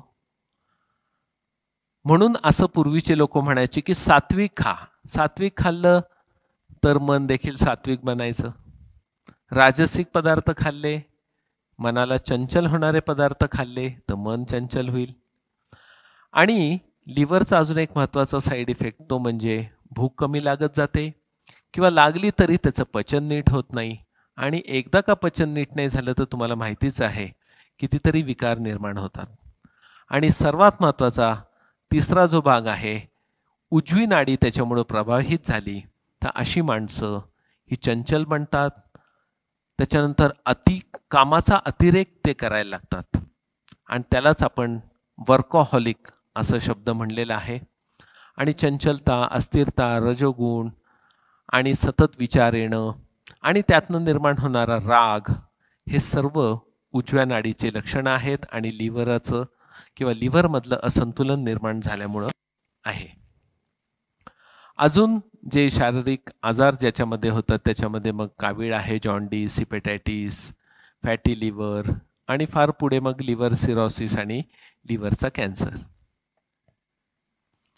आता महत्वाचं की ह्या लिव्हरला त्याच्यानंतर ह्या लिव्हर ज्या चक्राच्या अंडर आहे असं स्वाधिष्ठान चक्र 2 नंबरचं चक्र, ह्याला संतुलन कसं मिळेल ह्या दृष्टीने आता आपण प्रयत्न केला पाहिजे आणि त्याद्वारे आपलं चित्त देखील स्थिर आणि शांत संतुलित कसं राहील ते बघणं गरजेचं आहे. तर सर्वात पहिलं आहे स्वाधिष्ठान चक्रावरती ध्यान करणं, जे आपण 2 नंबरचं जे स्वाधिष्ठान चक्राविषयी जी माहिती घेतली आहे त्यामध्ये आपण पाहिलेलं आहे. दुसरं आहे मीठ पाण्याचा उपचार, ज्याला आपण फूड सोक म्हणतो, जो आत्ताच आपण पाहिलेला आहे. 2 गोष्टी अजून ज्या आज बघायच्या आहेत त्यामध्ये सर्वात पहिलं आहे लिव्हर डाएट आणि त्याच्यानंतर आईस पॅक. म्हणजे लिव्हरच्या बाजूला बर्फ लावणं, ते आपण लिव्हर डाएट झाल्यानंतर बघूया. तर आता आपण लिव्हर डाएटमध्ये कुठले कुठले पदार्थ जास्त खाल्ल्यानंतर लिव्हरमध्ये संतुलन निर्माण होतं, रक्तातली आणि शरीरातले टॉक्सिन्स निघून जातात, अतिरेक झालेली उष्णता निघून जाते, असे कुठले खाद्यपदार्थ आहेत जे परमपूज्य श्री माताजींनी त्यांच्या अमृतवाणीमध्ये वेळोवेळी उल्लेख केलेले आहेत ते आपण बघूया. तर पहिले काय खायला पाहिजे ते बघूया, ज्याला आपण डूज म्हणूया. सर्वात पहिले आपल्या इथे समोर जो दिसतोय तो चणे, जे आपण पूर्वी काय आता देखील अनेक देवी देवतांना नैवेद्य म्हणून हे वापरलं जायचं, ज्याला आपण भाजलेले चणे म्हणतो. हरभरा डाळ जर अशी खाल्ली तर एक वेळ स्वाद वाढेल, पण भुनलेले जी हरभरा डाळ आहे, ज्याला चणे आपण म्हणतो, ह्याची विशेषता अशी आहे की हे आपल्या शरीरातले टॉक्सिन्स पहिले काढून टाकतात. त्याला अँटीडोट असा शब्द श्री माताजींनी वापरलेला आहे त्यांच्या अमृतवाणीमध्ये. अँटीडोट म्हणजे विषाची मारक क्षमता त्याच्यामध्ये आहे. आणि दुसरं म्हणजे हे प्रोटीन देखील चांगलं आहे, त्यामुळे डाव्या नाडीला पण चालतं, उजव्या नाडीला पण चालतं, पचायला हलकं आहे. दुसरा पदार्थ, आता इथे काही लिस्ट आहे पदार्थांची, ज्याच्यामध्ये आपण पाहिलं असेल काळे द्राक्ष, काला अंगूर आपण त्याला म्हणतो,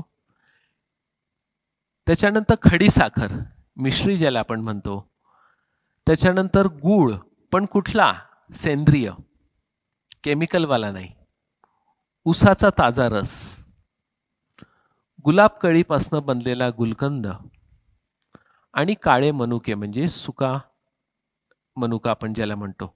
हे सगळे गोड पदार्थ आहेत बघा, पण नॅचरल गोडवा असलेले हे पदार्थ आहेत. आणि नॅचरल गोडवा हा लिव्हरची उष्णता आणि गोडवा एकत्र झालं की ऊर्जा तयार होते. आणि जर हे पदार्थ नाही देता आले तर मग नुसती उष्णता राहते आणि माणसाला चिडचिड होते, ग्लुकोज कमी पडतो.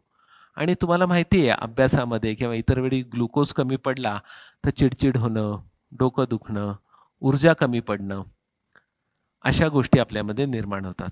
अर्थात हे मी डायबिटीजवाल्यांसाठी सांगत नाहीये, लिव्हरवाल्यांसाठी सांगत आहोत. डायबिटीजवाल्यांसाठी पुढचे काही पदार्थ आहेत ते बघूया. नेक्स्ट, कुठलाही भाजीपाला आणि फळं हे निसर्गाने बनवलेले आहेत, ते तसेच्या तसे खाणं किंवा कमी शिजवून खाणं, म्हणजे जसं जे आपण फळभाज्या म्हणतो आपण, अर्थात त्याच्यामध्ये जे संत्र, लिंबू, मोसंबी आणि अननस हे 4 सिट्रस फूड जे आहेत, ज्यांना म्हणजे लिव्हरचं किंवा पित्ताचा त्रास आहे आणि त्यांना सहन होत नाही, त्यांच्यासाठी हे वर्ज्य आहेत. अर्थात कोविडमध्ये किंवा इन्फेक्शनमध्ये व्हिटॅमिन सी मिळण्यासाठी निश्चितच खायला सांगितलेलं आहे, पण ज्यांना ॲसिडिटी असेल त्यांनी फक्त सिट्रस फूड खाऊ नयेत, बाकीचे आपण हे घेऊ शकतात. पुढचं, सब्जा बी. सब्जा म्हणजे तुळशीची एक जात आहे, त्याच्या बीपासनं हे, त्या बियाला आपण सब्जा बी म्हणतो. साईबाबांच्या हारामध्ये वास्तविक ही तुळशी असते. हे बी आपण पाण्यामध्ये भिजत घातलं चमचाभर की ते फुलतं, जे सरबतमध्ये घेतलं जातं. हे अतिशय थंड आहे पोटासाठी. त्याच्यामुळं जो माणूस चिडचिड होते, अस्थिर असतो, चंचल असतो, पोटात गरमी असते, उष्णता असते, अशा लोकांनी निश्चितच सब्जा बी पाण्यातनं आपण घेऊ शकतात. आमसूल ज्याला आपण कोकम म्हणतो, हे डायरेक्ट आपण घेऊन पाण्यात भिजवून त्याचं आंबट पाणी किंवा खडीसाखर टाकून ते पिऊ शकतात. कोकम ज्यूस देखील ताजा मिळतो, तो पण आपण घेऊ शकता. खस म्हणजे वाळा, जो आपण उन्हाळ्यामध्ये वाळा आपण माठामध्ये टाकत असतो आणि त्याचं पाणी आपण पित असतो, तिथे देखील आपल्याला हे उपयोगी पडतं. धण्याचं पाणी, धणे आपण भिजत ठेवले आणि त्याचं पाणी पिलं. आणि महत्त्वाचं म्हणजे व्हायब्रेटेड वॉटर, म्हणजे आपण जेव्हा ध्यान करतो, ध्यान केल्यानंतर आपण उजव्या हाताने जेव्हा त्या ग्लासाच्या वरती असा हात धरतो, तेव्हा व्हायब्रेटेड पाणी ते कसं बनवायचं ते आपण आता 1 मिनिटात बघूया.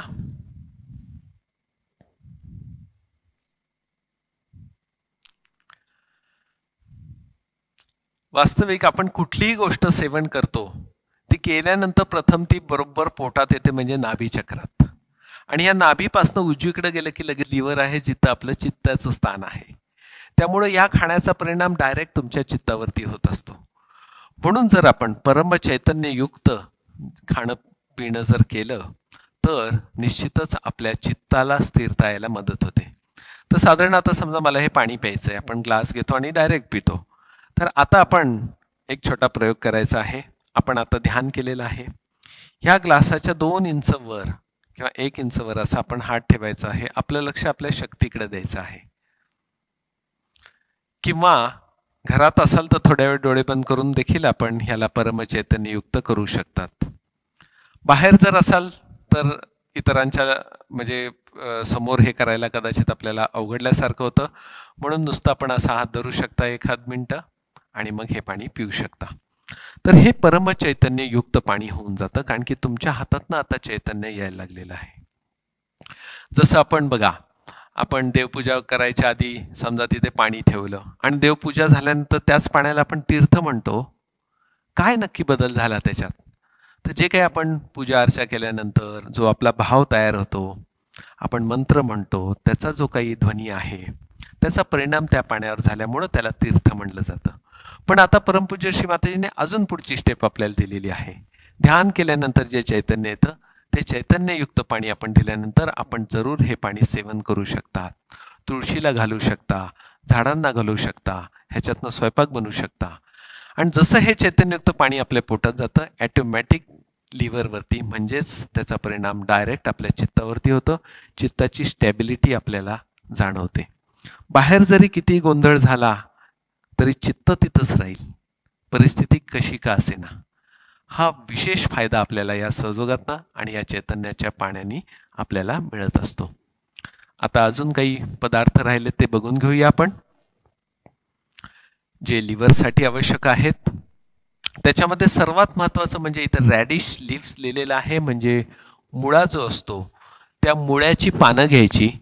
1 कपामध्ये साधारण 2 कपामध्ये 1 मुळ्याची जेवढी पानं आहेत तेवढी तोडून त्यात उकळायची, गाळायची आणि खडीसाखर टाकून थंड करून ते प्यायचं.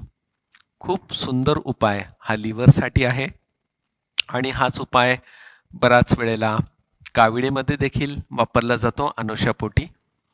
हे सर्व पदार्थ परमपूज्य श्री माताजींच्या अमृतवाणीमध्ये वेगवेगळ्या ठिकाणी आलेले आहेत. ते रेफरन्स घेऊन आपल्या पुढे मांडलेले आहेत. आवळा आपल्याला माहिती आहे आयुर्वेदातला सर्वश्रेष्ठ आहे. आवळ्याचा मोरावळा किंवा डायरेक्ट आवळा आपण अवेलेबल असेल तर खाऊ शकता. पित्तासाठी, लिव्हरसाठी, आणि लिव्हर आणि शरीराची शुद्धी झाली की ॲटोमॅटिक चित्तशुद्धी होत असते. डाळींमध्ये जी मूग डाळ आहे ती विशेष करून खायला आयुर्वेदाने पण सांगितलेले आहे आणि श्री माताजींनी पण रेफरन्स दिलेला आहे.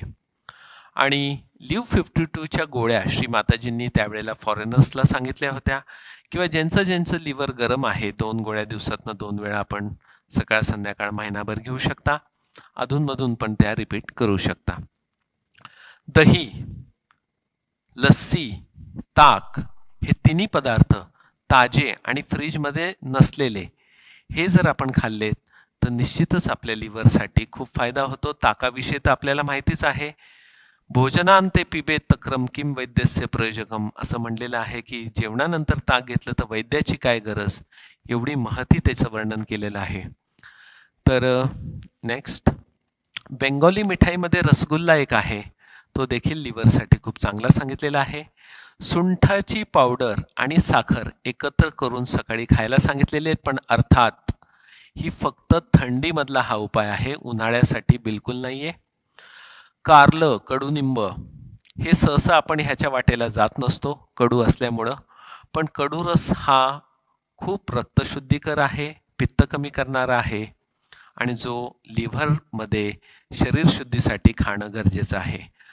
आपला जो सण आहे ज्याच्यामध्ये आपण नवीन वर्ष पाडवा आपण जो साजरा करतो त्यामध्ये कडुनिंबाचा नैवेद्य दिला असतो. वास्तविक 31 डिसेंबरला तर आपण आईस्क्रीम आणि केक खात असतो, गोड खात असतो, पण मराठी हिंदू सणामध्ये कडुनिंबाला महत्त्व आहे. कडूनी सुरुवात करा, अख्खं वर्ष गोड जाईल. अर्थात आरोग्याच्या भाषेत त्यांनी वर्णन केलेलं आहे.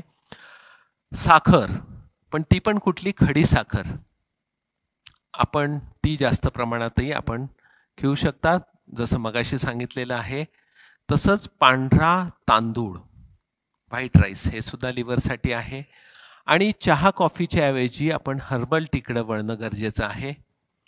आणि वेलची जी आपण खातो ते वेलचीचं साल न खाता आतली जी वेलचीचे दाणे आहेत, जे सुगंधी आहेत, जे आपण चहामध्ये किंवा शिऱ्यामध्ये टाकत असतो, खिरीमध्ये टाकत असतो, हे देखील आपल्या लिव्हरला थंडावा निर्माण करतात. आता कुठले पदार्थ हे वर्ज्य करणं गरजेचं आहे ते आपण बघूया. कारण की ह्या पदार्थांमधनं लिव्हरची उष्णता वाढते, त्याच्यानंतर लिव्हरला पचवण्यासाठी जास्त शक्ती वाया जाते आणि त्याच्या जोडीला आपल्या शरीरात टॉक्सिन सुद्धा तयार होतात.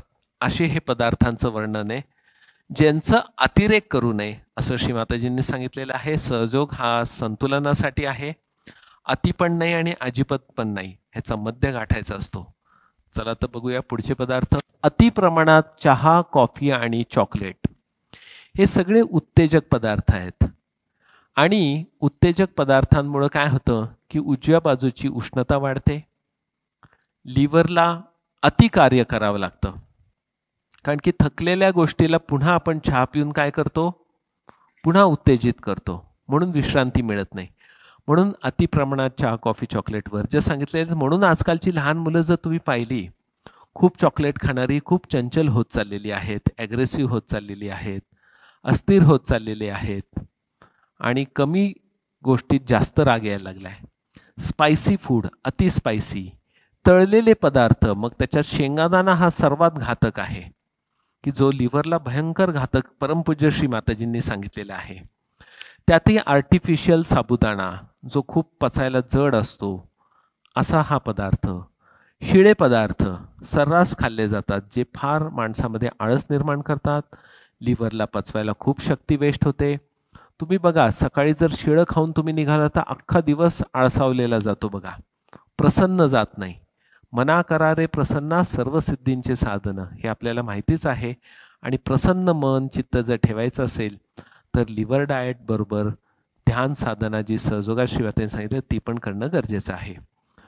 अति तळलेले पदार्थ, खास करून पापड किंवा मुरलेलं हे लोणचं, हे देखील पित्त वाढवतं, लिव्हरची उष्णता वाढवतं, असंतुलन निर्माण करतं आणि चित्त अस्थिर करतं. आजकाल केक, पेस्ट्री, आईस्क्रीम हे खूप प्रमाणात खाल्लं जातं, त्याचं प्रमाण थोडं कमी करणं गरजेचं आहे. चीज, पनीर ह्यांचा अतिरेक, सगळ्या प्रकारचे वेगवेगळे जिभेला खूप चांगले वाटतात पण पुढं पोटाला, लिव्हरला, आतड्यांना, शरीराला खूप घातक आहेत, अशांचं प्रमाण खूप वाढत चाललेलं आहे, ते आपल्याला कमी करणं गरजेचं आहे. बेकरी प्रॉडक्ट्स प्रमाणात खाणं गरजेचं आहे, जास्त खाण्याचा उपयोग नाही. लिव्हर पूर्ण स्थिर आणि शांत आणि चित्त स्थिर आणि शांत झाल्यावर मग थोडेफार पदार्थ आपण पचवू शकत असेल तर खाऊ शकता. चायनीज पदार्थांमध्ये अजिनोमोटो हे एक फार घातक असं पदार्थ आहे, जो सर्रास वापरलं जातं. चव छान लागते पण पुढं मात्र सर्व घातक आहे. एरिएटेड प्रॉडक्ट्स म्हणजे कार्बन मोनॉक्साईड असलेले पदार्थ, म्हणजे कोल्ड्रिंक्स किंवा CO2 असलेले.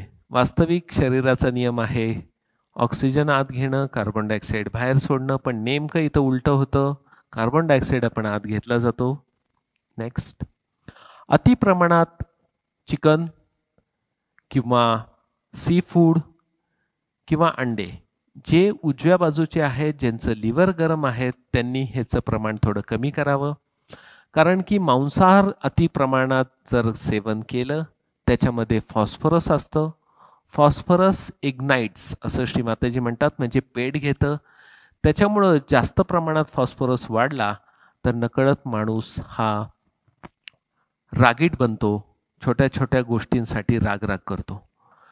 क्रीम, मशरूम, तूर डाळ, अल्कोहोल हे सर्व पदार्थ लिव्हरसाठी घातक आहे. खास करून तूर डाळ जी खाल्ली जाते, खायचीच वेळ आली तर श्रीमातांनी सांगितले की त्याच्यामध्ये आपण आमसूल टाकून थोड्याफार प्रमाणात खाऊ शकतात. आणि मगाशी उल्लेख केल्याप्रमाणे लेमन, ऑरेंज, पाईनॲपल हे जे सिट्रस फूड आहेत, ज्यांना पित्ताचा किंवा सहन होत नसेल त्यांनी ही वर्ज्य करावीत किंवा प्रमाण कमी करावं. आणि सर्वात महत्त्वाचं, फास्ट फूड आणि फ्राईड फूड हे सुद्धा आजकाल अवेलेबल झालेलं आहे आणि लोक खूप खाता आहेत, त्याचं प्रमाण वाढत चाललं आहे आणि त्याच्यामुळे चित्त अस्थिर होत चाललेलं आहे, जे आपल्याला आता संतुलनात आणणं गरजेचं आहे. तर अशा या आपल्या परमपूज्य श्री माताजींनी पूर्वीच आपल्याला हे सर्व मार्गदर्शन करून ठेवलंय, त्याबद्दल आपण श्री माताजींचे आभार व्यक्त करूया. जय श्री माताजी. धन्यवाद डॉक्टर साहेब. आज आपण फार 2 गोष्टी मोलाच्या शिकलेल्या आहोत. पहिलं म्हणजे आपली शरीर शुद्धी ध्यानासाठी फार गरजेची आहे. ध्यान म्हणजे काय? ध्यानाद्वारे आपण परमेश्वराशी योग प्राप्त करतो. पण हा योग प्राप्त करताना आपला शरीर जे आहे त्यांनी आपल्याला साथ देणं फार गरजेचं आहे. शरीर शुद्धीसाठी आपण मीठ पाणी म्हणजे जलतत्व आणि पर्यायानं पंचतत्वातून आपली शरीर शुद्धी कशी करायची हे पाहिलं. ऑफिसमधून घरी आपण आलात, आठवणीनं ही मीठ पाणी प्रक्रिया आपण करावीत. तदनंतर ज्यावेळेस आपण ध्यान कराल त्यावेळेस खऱ्या अर्थानं जो थकवा आपल्यामध्ये आलेला आहे तो ऑटोमॅटिक निघून गेलेला आपल्याला जाणवेल. त्याच्यानंतर आपण पाहिलं की लिव्हर हे एक मेन आणि महत्त्वाचं ऑर्गन आपल्या आतमध्ये आहे, ज्याच्यावर आपलं चित्त अवलंबून असतं. आपलं चित्त कुठं आहे? तर आपल्या पोटात आहे. मग या चित्ताला स्थिर ठेवणं फार महत्त्वाचं आहे. प्रत्येक धर्मग्रंथात सांगितलं आहे की तुम्हाला आपलं जर आयुष्य सुखी आणि समाधानी व्यतीत करायचं असेल तर या चित्ताला म्हणजे मनाला कंट्रोल करणं फार गरजेचं आहे. पण करता येईल का या मनाला कंट्रोल? कसं करता येईल? मन तर फार चंचल आहे. आपण इथं बसलोय पण मे बी हे मन जे आहे ते इकडे तिकडे फिरत असेल, आपलं शरीर फक्त इथं असेल. मग या चित्ताला आवर कसा घालायचा? तर या ध्यानाने. मग ध्यान करण्यासाठी चित्त पोषक असणं फार गरजेचं आहे. तर लिव्हरच्या खानपानावर जर आपण विशेष लक्ष दिलं तर आपलं चित्त जे आहे ते स्थिर होतं. काय होतं? ज्यावेळेस आपलं मन चंचल असतं त्यावेळेस मनामध्ये अगणित विचार येतात. एक विचार येतो, तो संपला, दुसरा विचार सुरू होतो. या विचारांची सायकल जी आहे ती अविरत चालू असते आणि याच विचारांमुळं आपण दिवसभर काम करू शकत नाही आणि रात्री हेच विचार आपल्याला झोपून देऊ शकत नाही. करायचंय काय आपल्याला? झोपायच्या अगोदर मीठ पाणी करा, मीठ पाणी झाल्यानंतर ध्यान करा, चित्त स्थिर होईल. चित्त स्थिर झाल्यानंतर आपण आपली झोप जी आहे ती व्यवस्थित होऊन जाईल. तर लिव्हर थंड करण्यासाठी किंवा लिव्हर शांत करण्यासाठी आपण आहार पाहिला. आणखीन एक क्रिया आहे जी आपण पाहणार आहोत की लिव्हर थंड करण्यासाठी आईस पॅक ट्रीटमेंट एक मातेने सांगितलेली आहे. ती कशी करायची? डॉक्टरांना पुन्हा विनंती करतो की या आईस पॅक बद्दल आम्हाला थोडंसं सांगावं. जय श्री माताजी. आता लिव्हर डाएट झाल्यानंतर आईस पॅक ट्रीटमेंटकडे आपण वळूया. अर्थात लिव्हर डाएटमध्ये आपल्या खाण्यापिण्याप्रमाणे आपल्या प्रकृतीप्रमाणे देखील आपण पदार्थ जे आपल्याला सूट होतात ते खाणं गरजेचं असतं. भूक लागल्याशिवाय जेवायचं नसतं. आणि सर्वात महत्त्वाचं आपल्या शास्त्रात सांगितले आहेत की पोटाचे 4 भाग करायचे, 2 भागामध्ये अन्न, 1 भागामध्ये पाणी आणि 1 भाग पचण्यासाठी घुसळण्यासाठी हवेचा म्हणजे मोकळा ठेवणं गरजेचं आहे. 2 भागे पुरेत अन्नम तोयनैकम प्रपुरेत, की 2 भागात अन्न भरा, 1 भागात पाणी भरा. चला तर आता आपण पुढे जाऊया की आपलं हे जे काही लिव्हर आहे जे आपण मगाशी पाहिलं की बेंबीपासनं उजव्या बाजूला गेल्यानंतर बरगड्या संपल्यानंतर जिथं आत आहे त्या ठिकाणी आपल्या ह्या लिव्हरमध्ये सगळ्या शरीराचं रक्त अनेक वेळा सगळ्या शरीरातनं वाहत असताना लिव्हरमधनं ते एकदा तरी जात असतं. तर आता त्या लिव्हरच्या ठिकाणी जर आपण एक असा आईस पॅक घ्यायचा आहे, त्यामध्ये पाणी किंवा जेल असतं, ते फ्रीझरमध्ये ठेवायचं, त्यामुळं ते गोठतं आणि तो आईस पॅक आपण बरोबर लिव्हरचा जो ठिकाण आहे तिथे असं हे थोड्या वेळ ठेवायचं आहे. साधारण 3 ते 5 मिनटं आपण असं ठेवू शकता. अर्थात जेवण झाल्या ही प्रक्रिया करायची नाही आहे आणि जेवणाच्या अर्धा तास आधी आपण हे करून घेऊ शकता. तर ह्या अवस्थेमध्ये आपण थोड्या वेळ जर असं थांबलात आणि डोळे बंद करून जर तिथे लक्ष दिलं किंवा आपल्या चैतन्याकडं, तो ॲटोमॅटिक जे काही रक्त लिव्हरमधनं वर जात असतं ते थंड व्हायला लागतं. बर्फाचा एक गुणधर्म श्रीमातेंच्या अमृतवाणीत ऐकायला मिळाला. असा बर्फ किंवा बर्फाचं पाणी किंवा फ्रीजचं पाणी पिलं तर कदाचित ते गरम होईल, आतमध्ये ते गरम करेल, तहान भागवेल तात्पुरती, पण बाहेरून जर आपण लावलात तर ते थंड करेल. असं एक विशेष गुण श्रीमाताजींच्या अमृतवाणीमध्ये ऐकायला मिळाला. तर या अवस्थेत थोड्या वेळ आपण थांबायचं. अर्थात थोडंसं अजून उजव्या बाजूला थोड्या वेळ घेऊ शकता, मध्ये थोडं उजव्या बाजूला, डाव्या बाजूला, आणि थोडं ओटीपोटाकडं, पण उजव्या ओटीपोटाकडं असंही ठेवू शकता, कारण की हे स्वादिष्टान चक्राच्या अंडर येतं. हे थंड तर चित्त थंड, हे शांत तर चित्त शांत, असं साधा सरळ हिशोब आहे. आणि हे केल्यानंतर मग आपण हा आईस पॅक बाजूला ठेवू शकता आणि मग दोन्ही हात श्रीमाताईंकडे करून डोळे बंद करून ध्यान करून अनुभव घेऊ शकता. जय श्री माताजी.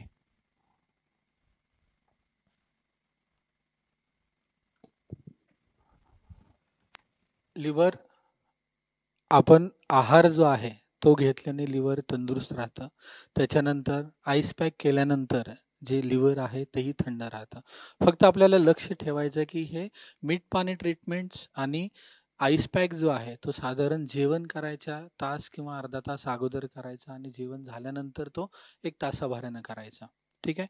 याला आणखीन एक उपाय आपण इथं पाहिला होता की जे काही आपण अन्न ग्रहण करू किंवा जे काही पाणी आपण ग्रहण करू तर त्याला आपल्या हातातून जे परमचैतन्य वाहतं त्याला व्हायब्रेट करण्यासंदर्भात सुद्धा डॉक्टरांनी आपल्याला सांगितलं होतं. जर आपण बाहेर असाल तर फक्त तो हात थोडासा वर ठेवू शकता आणि चित्त आपल्या डोक्यावर म्हणजे सहस्त्रार चक्रावर स्थिर ठेवत ती प्रार्थना करू शकता की श्री माताजी या अन्नाला किंवा या पाण्याला चैतन्य प्रदान करा.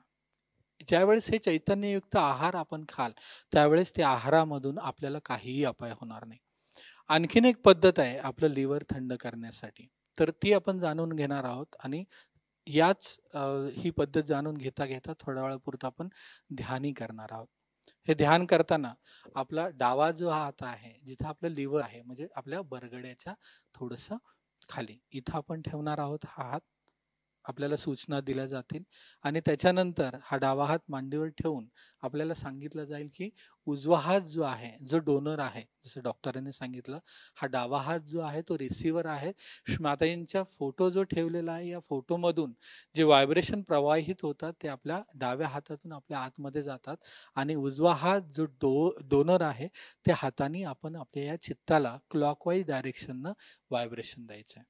आपल्याला जाणवेल की हातातून निघणारे जे चैतन्य आहे ते आपल्या चित्ताला म्हणजे आपल्या लिव्हरला थंड करतात. तर हे आपण ध्यानामार्फत आपण पाहून घेऊ. ध्यान करताना जसं आपण सांगितलंय दोन्ही हात मांडीवर ठेवायचे, डोळे हळुवारपणे बंद करून घ्यायचे. आपलं चित्त सहस्त्रार चक्र आणि दोन्ही हातांच्या तळव्यांवर स्थिर ठेवायचा प्रयत्न करायचा.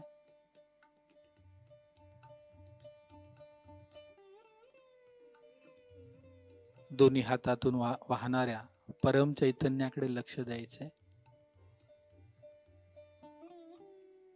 चित्त जर स्थिर होत नसेल तर थोड्या वेळापुरतं आपलं लक्ष श्वासांवर केंद्रित करायचं आपल्या.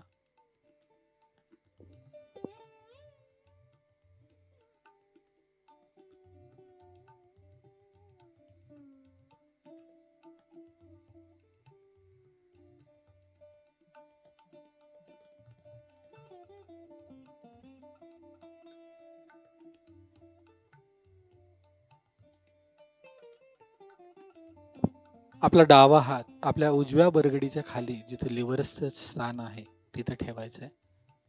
श्रीमाता हृदयापासून प्रार्थना करायची, श्रीमाताजी कृपावंत होऊन आपण आमचं लिव्हर थंड होऊ द्या, आमच्या चित्ताला स्थिरता लाभू द्या.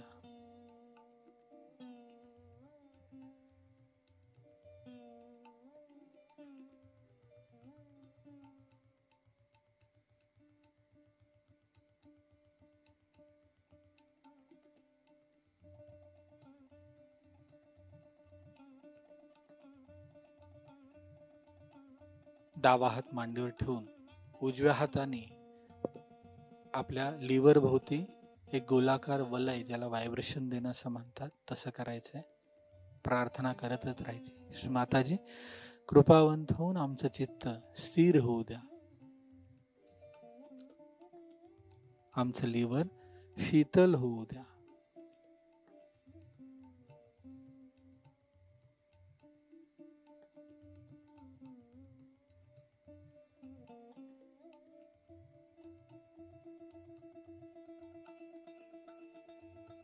दोन्ही हात मांडीवर ठेवायचे.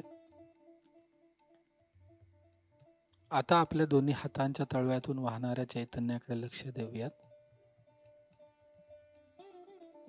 उजवा हात सहस्त्रार चक्रावर ठेवायचा आहे, दाबून गोल फिरवायचा आहे.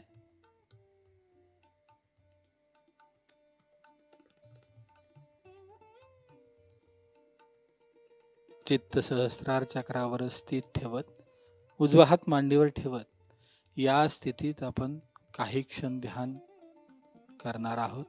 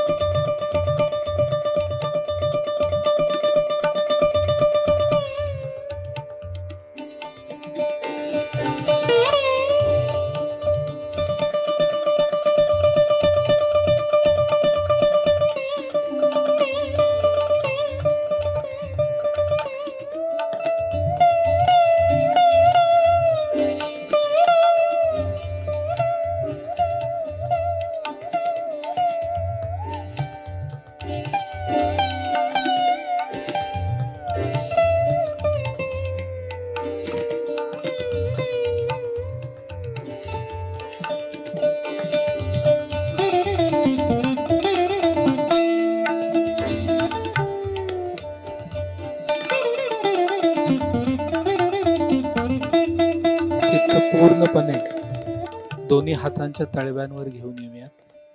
तळव्याच्या मध्यभागी बोटांवर होणाऱ्या जाणीवेकडे लक्ष देऊयात. निश्चितच ही जाणीव जी आहे ती अगोदरपेक्षाही चांगली झाली असेल. आपल्याला होणाऱ्या जाणीवेबद्दल आपण निश्चितच आपला फीडबॅक चॅट बॉक्सच्या माध्यमातून आमच्यापर्यंत पोहोचू शकता.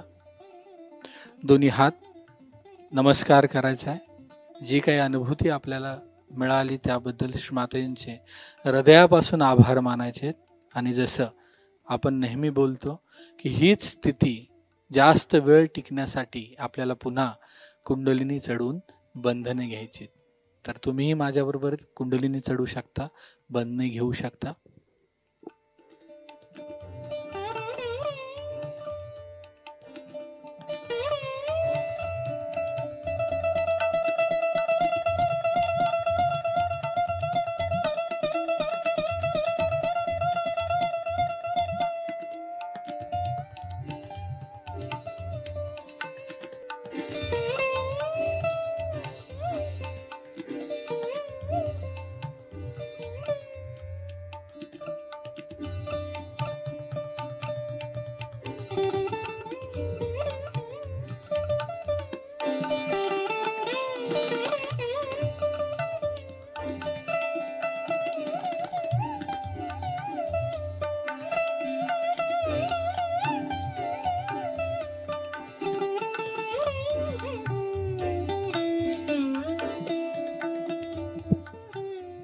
सर्वांना विनंती आहे की चित्त स्थिर ठेवण्यासाठी ध्यानाच्या मार्फत आपल्या आतमध्ये आमूलाग्र बदल करण्यासाठी सकाळ आणि संध्याकाळ ध्यान करणं फार आवश्यक आहे. ध्यान केल्याने काय होतं, मन शांत होतं. चंचल मनाला जर शांतता लाभली तर मनाची एकाग्रता होते.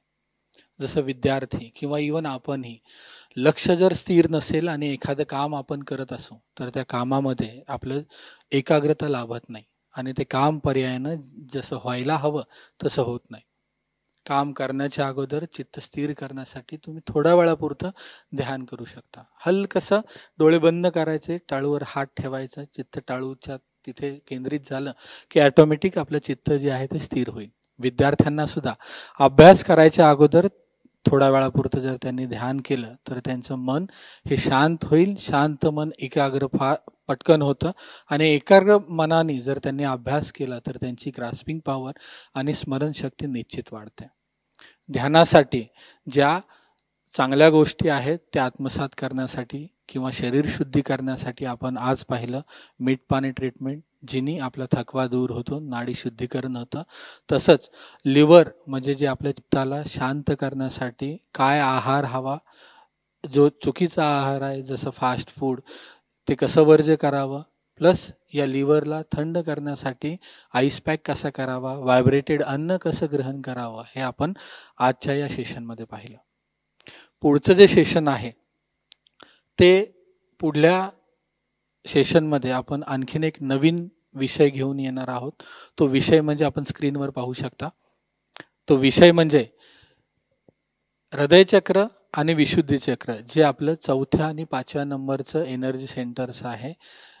या एनर्जी सेंटर्स ज्यावेळेस हे जागृत होतं, कुंडलिनी शक्ती ज्यावेळेस हे चक्र छेदित करते त्यावेळेस या चक्रांचं आपल्यामध्ये असलेलं महत्त्व आणि जागृतीच्या नंतर या चक्रांचे जे गुण आपल्या आतमध्ये येतात त्याच्याबद्दल आपण पाहणार आहोत. तर भेटूया पुढल्या सत्रामध्ये. तोपर्यंत आशा आहे आपण सकाळ आणि संध्याकाळ नियमित ध्यान कराल आणि या ध्यानामध्ये होणारा आमूलाग्र बदल आपण स्वतः पाहाल. धन्यवाद.